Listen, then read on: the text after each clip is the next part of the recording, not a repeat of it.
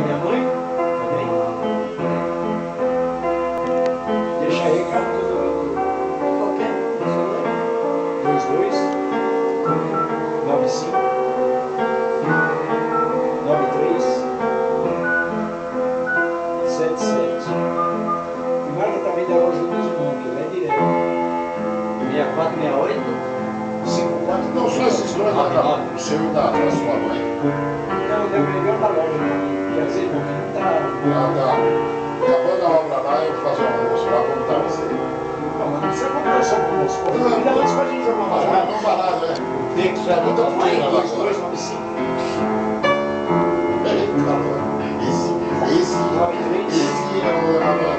Esse é o 77. E vai que a loja não joga. Você sabe que a loja, né? Você já foi lá, né?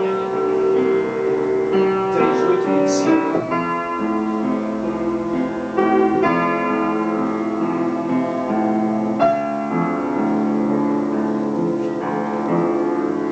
Espaço para 3. Tá gravando? Não tem? Coloca de novo.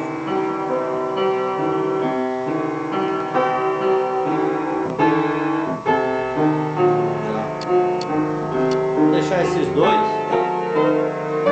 Eu tenho endereço, não aceita não. Qual é o teu? O celular? O celular, 74, 18, 932. É o seu? É, né?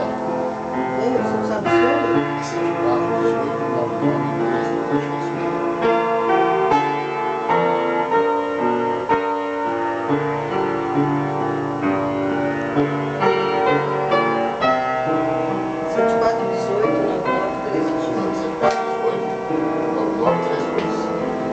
O Cláudio tem, eu peguei ontem.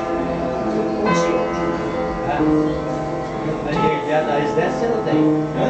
A residência você não tem.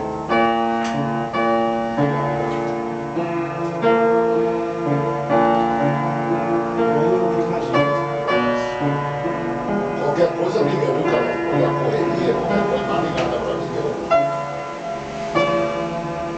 35896860. 6160. Eu liguei lá 2, 3 vezes, mas estava só na janela.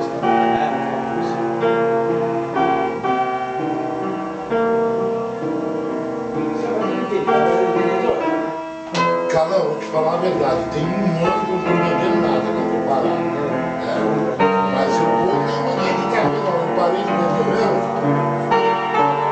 Essas maquininhas aí tem uma quebrada. Tem um carro de navegação, daqueles máquinas que eu vou vender. Terça-feira agora eu vou sair, eu preciso de dinheiro pra dar uma prova. Então, se eu vender essas 15 máquinas, vai ganhar uns 3 pontos pra terminar a obra. Nossa, assim,